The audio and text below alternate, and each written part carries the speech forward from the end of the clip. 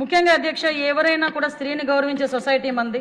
అటువంటి సూర్యోదయం నుంచి కూడా సూర్యాస్తమయం వరకు కూడా మహిళల పాత్ర లేకుండా ఏ మనిషికి కూడా మనుగడ లేదు అని చెప్పి పురాణాలు కూడా చెప్తే మనకి కూడా అదంతా కూడా మనకు తెలుసు అధ్యక్ష. అటువంటి సందర్భంలో అధ్యక్ష, శాతవాహనుల కాలంలో కూడా అధ్యక్ష, మహిళలకు సమాజంలో రాజకీయంలో ఉన్నత స్థానం కూడా ఉండేది అధ్యక్ష. నాగానిక, ఇందాకే మన సభ్యులు కూడా చెప్పారు, గౌతమి బాలశ్రీ వంటి వారు చారిత్రాత్మక ప్రాధాన్యత కలిగిన మహిళామణులు అధ్యక్ష. అప్పట్లోనే శాతవాహన రాజు గౌతమిపుత్ర శాతకర్ణి, ఆ గౌతమిపుత్ర శాతకర్ణి సినిమా తీసిన మన బాలకృష్ణ గారు కూడా ఇదే సభలో ఉండటం కూడా యాదృశ్చికమనే చెప్పాలి అధ్యక్ష. అటువంటి గౌతమిపుత్ర శాతకర్ణి అంటేనే తల్లి పేరుని ముందుని పెట్టుకొని తిరిగి తన బిడ్డ పేరుని పెట్టిన సందర్భాన్ని కూడా ఆ రోజుల నుంచే మహిళలకు ఇచ్చిన ప్రాధాన్యత కలిగిన అటువంటి వంశంలో ఉన్న అమరావతి మహిళలు ఈ రాజధాని విషయంలో ఎంత పోరాటం చేశారో, ఎంత అవమానాలు పడ్డారో తెలుసు అధ్యక్ష. అటువంటి చరిత్ర కలిగిన మహిళల్ని అధ్యక్ష, ప్రతిపక్ష నాయకుడు అనలేము, ఆ పులివెందుల ఎమ్మెల్యే వాళ్ళ తాలూకా వాళ్ళందరూ కూడా ఈ మాట నేను అనొచ్చో లేదో నాకు తెలియదు అధ్యక్ష. వేశ్యల రాజధాని అన్న పదం ఉపయోగించడం కూడా అధ్యక్ష చూస్తే నిజంగా సభ్య సమాజం తలదించుకోవాలి. వాళ్ళ విజ్ఞతకి కూడా వదిలేస్తున్నాం అధ్యక్ష. అటువంటి పదాలు ఉపయోగించిన సందర్భాన్ని కూడా వాళ్ళ విజ్ఞతకు వదిలేయాలి అధ్యక్ష. ఎందుకంటే అధ్యక్ష, అమరావతి రాజధానిగా ఆ రోజు మేమందరం కూడా ఎమ్మెల్యేలుగా మేము ఉన్నాం 2014-19లో. అమరావతి రాజధానిగా ప్రవేశపెట్టిన తర్వాత అమరావతి రాజధానిని ప్రజా రాజధానిగా నిర్మించాలి, ఒక పవిత్ర రాజధానిగా నిర్మించాలని ఒకే ఒక ఉద్దేశంతో అమరావతి రాజధాని శంకుస్థాపనకి కూడా వివిధ ప్రాంతాల నుంచి, ఆంధ్రప్రదేశే కాదు దేశంలో వివిధ ప్రాంతాల పుణ్యక్షేత్రాల నుంచి మట్టిని తెప్పించారు, నీళ్లను తెప్పించారు. వాటన్నిటినీ కలిపి ఒక శంకుస్థాపన చేసి దాని ఒక ప్రజా రాజధానిగా, పవిత్రమైన రాజధానిగా ఆ రోజు నిలబెట్టాలనే తపనతో ఆ రోజు గౌరవ ముఖ్యమంత్రి గారు శంకుస్థాపన చేశారు. ఆ శంకుస్థాపనకి ఒకే ఒక పిలుపు, సుమారు ఇందాకే నారాయణ గారు చెప్పారు, ఒక చిన్న సమస్య లేకుండా 33,000 ఎకరాలు, 29,000 మంది రైతులు. ఇందులో చూసుకుంటే అధ్యక్ష, ఎకరా లోపు ఉన్న వాళ్ళు సుమారుగా 72% అధ్యక్ష. వాళ్ళు కూడా అందులో 32% ఎస్సీ ఎస్టీలు అధ్యక్ష.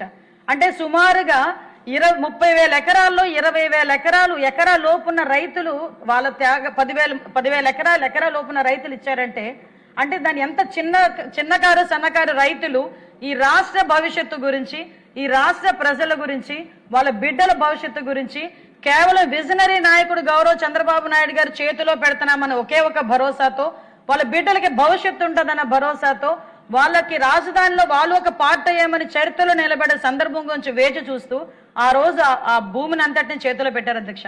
ఒక్కరోజు ఒక్కరు కూడా ఒక చిన్న గొడవ లేదు, ఒక సమ్మె లేదు, ఒక ధర్నా లేదు, ఒక రాస్తారోకో లేదు. ఎక్కడైనా మేము గౌరవ్ చంద్రబాబు నాయుడు గారికి సపోర్ట్ చేస్తున్నాం, గౌరవ ముఖ్యమంత్రి గారు చేతిలో పెడితే హైదరాబాద్ లాంటి సిటీ మళ్ళా ఇక్కడ అమరావతిలో పునర్నిర్మాణం అవుతుందని ఒకే ఒక భరోసాతో ఆ రోజు రైతులందరూ ఇచ్చిన సందర్భాన్ని కూడా గుర్తు చేస్తున్నాం. దానికి అనుగుణంగానే అమరావతిని డెవలప్ చేయడానికి కేంద్ర ప్రభుత్వంతో మాట్లాడుకుని ఆ రోజు నిధులు తీసుకొచ్చిన సందర్భాన్ని కూడా గుర్తు చేస్తున్నాం. 2019 ఎలక్షన్ అందరికీ కూడా చీకటి రోజులే. 2019 ఎలక్షన్కి ముందు కూడా ఇదే ప్రతిపక్ష హోదాలో ఉన్న అప్పటి ముఖ్యమంత్రి జగన్మోహన్ రెడ్డి కూడా, ఇప్పుడు పులివెందుల ఎమ్మెల్యే అయిన జగన్మోహన్ రెడ్డి కూడా ఇదే రాజధానిగా ఉండాలి అని అన్నాడు.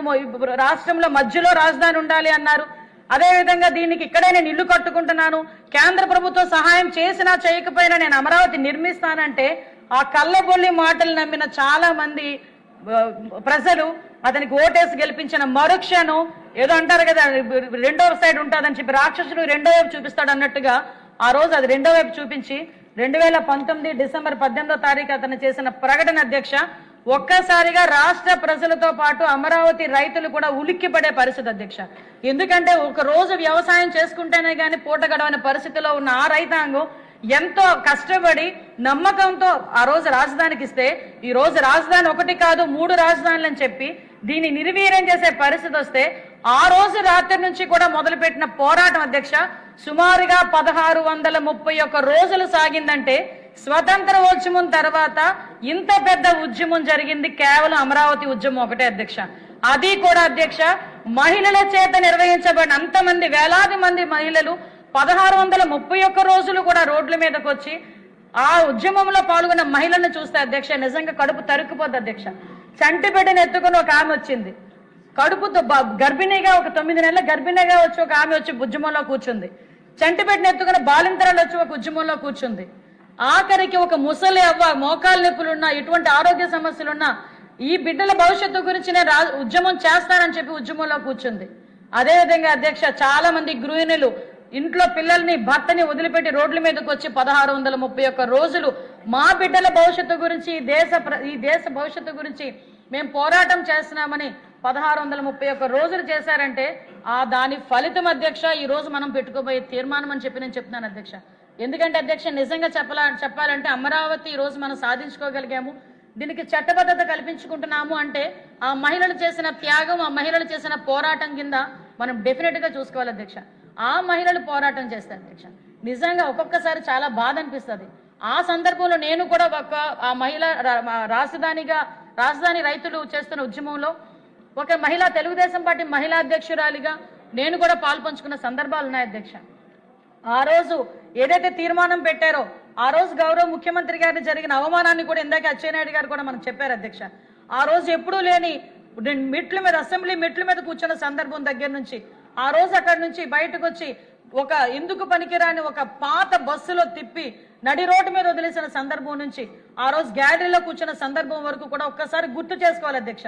ఎందుకు ఈ రోజు మహిళా రైతులు చేసిన ఉద్యమం గురించి మాట్లాడాలంటే ఇది రికార్డులోకి రావాలి. ఎందుకంటే ఇది ఒక చరిత్ర. రేపొద్దున భావి తరాలు కూడా అమరావతి ఎలా మనం తిరిగి పునర్నిర్మించుకున్నామంటే ఒక్కసారి పుస్తకాలు తీస్తే ఆ మహిళా రైతులు చేసిన త్యాగాలు కూడా గుర్తుపెట్టుకోవాలి అధ్యక్ష. ఇదే మహిళా రైతులు ధర్నాలు చేస్తా ఉంటే పోలీసుల చేత ఇష్టానుసారంగా కొట్టించడం, జుత్తు పట్టుకొని ఈడ్చుకెళ్లారు అధ్యక్ష మహిళల్ని. కనీసం మహిళని కూడా చూడకుండా జుత్తు పట్టుకుని ఈడ్చుకుని వెళ్ళారు. ఎవరైనా మహిళలు ధర్నా చేస్తే ధర్నా చేయొద్దని చెప్పినా కూడా అక్కడే కూర్చుంటే బూటి కాలుతో కడుపులో తన పరిస్థితి కూడా అధ్యక్ష. ఆఖరికి ఎందుకంటే ఎవరైనా జన్మస్థానం, మన మనిషి జన్మస్థానం అదే ఉదరం, అటువంటి పొట్టల మీద కూడా కడుపు మీద కూడా బూటి కాలుతో తన్ని ఈడ్చుకొని వెళ్ళి ఆ బస్సుల్లోనే ఆ లారీల్లోనే ఎక్కించి అరెస్ట్ చేసిన సందర్భాలు. ఈ రోజు మాకు ఎక్కడ కూడా న్యాయం జరగకపోతే దేవుణ్ణి మొక్కుకుంటామంటే ఆ మహిళా రైతులందరూ కూడా కనకదుర్గమ్మ అమ్మవారి టెంపుల్ దగ్గరికి పాదయాత్ర చేస్తే ఎంత దారుణంగా వాళ్ళందరూ హింసించారో మనందరం కూడా కళ్ళతో చూసాం అధ్యక్ష. ఆఖరికి న్యాయస్థానం నుంచి దేవస్థానానికి పాదయాత్ర పెట్టుకుంటే ఆ రోజు పర్మిషన్ ఇవ్వకపోతే కోర్టు ఇచ్చిన పర్మిషన్ నేపథ్యంలో వాళ్ళు ఆ రోజు పాదయాత్ర స్టార్ట్ చేస్తే అధ్యక్ష, ఇక్కడ ఒక విషయం చెప్పాలి అధ్యక్ష. ఒక మహిళ పోరాటం చేస్తే కుటుంబానికి ఉపయోగపడుతుందేమో, వేలాది మంది మహిళలు పోరాటం చేస్తే సమాజమే మారుతుంది, చరిత్రే తిరగరాస్తారని చెప్పడానికి ఇదొక ఉదాహరణ అధ్యక్ష. అదే మహిళ రోడ్డు మీదకి వచ్చి పోరాటం చేస్తే చుట్టుపక్కల సమాజం అంతా ఏ రకంగా సపోర్ట్ చేస్తుందో చెప్పడానికి అదొక ఉదాహరణగా కూడా చెప్పొచ్చు అధ్యక్ష. ఎందుకనంటే అదే మహిళ ఆ రోజు పాదయాత్ర చేయడానికి మొదలు పెడితే అధ్యక్ష, మొట్టమొదటి నుంచి 30 మంది ఒకటే రోపులో నడవాలి అని ఒకటి, మోకాళ్ళ నొప్పులు వచ్చిన వాళ్ళని కూడా తోసి పడేసిన సందర్భాలు. ఆఖరికి వాళ్ళు ధర్నాలు చేస్తా ఉంటే మగ పోలీసులు ఆడ పోలీసులు ఉన్నప్పటికీ కూడా మగవాళ్ళతో పోలీసులతోని ఈడ్చుకెళ్లిన సందర్భాలు. చీరలు ఎలా ఉన్నాయో తెలియదు, ఆఖరికి ఒంటి మీద డ్రెస్ ఎలా ఉందో కూడా తెలియదు, ఆ రకంగా ఇసురు కొట్టిన సందర్భాన్ని కూడా గుర్తు చేయాలి అధ్యక్ష. ఆఖరికి వాళ్ళు కట్టుకున్న చీరలను కూడా కామెంట్ చేశారు అధ్యక్ష.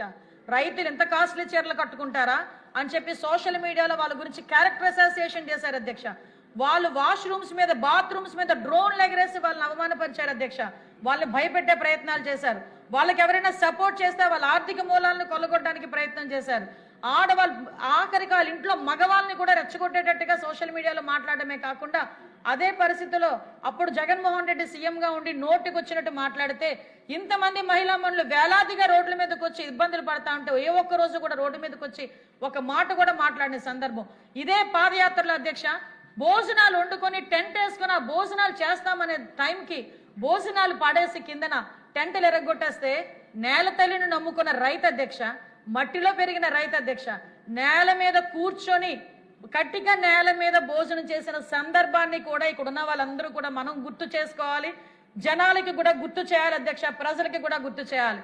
ఈ రోజు మనందరం కూడా చాలా హ్యాపీగా ఉన్నాం, అమరావతి సాధించుకోబోతున్నాం, అమరావతికి చట్టబద్ధత తీసుకొచ్చుకోబోతున్నామని ప్రతి రైతు కూడా రోడ్డు మీద కూర్చుని, మహిళా రైతులు కానీ అందరు రైతులు కూడా రోడ్డు మీద కూర్చొని తిన్న సందర్భాన్ని ఈ రోజు మనందరం కూడా గుర్తు చేసుకోవాలి అధ్యక్ష. అక్కడ జరిగిన అవమానాలు, కనీసం మహిళలకి వాష్రూమ్స్ కూడా అధ్యక్ష, ఇవి కొంచెం వినాలి అధ్యక్ష, ఎందుకంటే ఇవన్నీ రికార్డులోకి వెళ్ళాలి అధ్యక్ష. ఎందుకంటే ఇలాంటి సందర్భాల నుంచి మనం ఆ రోజు అమరావతిని మనం సాధించుకునే పరిస్థితి అధ్యక్ష. అక్కడి నుంచి తిరిగి ఈ రోజు నేను ఉత్తరాంధ్రకు సంబంధించిన వ్యక్తినే, ముఖ్యంగా విశాఖపట్నంలో ఉండే వ్యక్తినే. మేము విశాఖపట్నం ఆ రోజు రాజధానిగా ఉండాలని చెప్పినా కూడా ఆ విశాఖపట్నం ప్రజలు కూడా ఇదే అమరావతి రైతులు చేసిన ఉద్యమానికి సంఘీభావం చెప్పడానికి వచ్చారు అధ్యక్ష. ఎంతో మంది బయటకు వచ్చి వాళ్ళకి కలిగినది వాళ్ళకి ఉదారంగా వాళ్ళకి ఇచ్చి ఫండ్ కరెక్ట్ చేసిన సందర్భాన్ని కూడా గుర్తు చేయాలి. ఈ సందర్భంలో నేను కూడా ఒకటి గుర్తు చేయాలి అధ్యక్ష.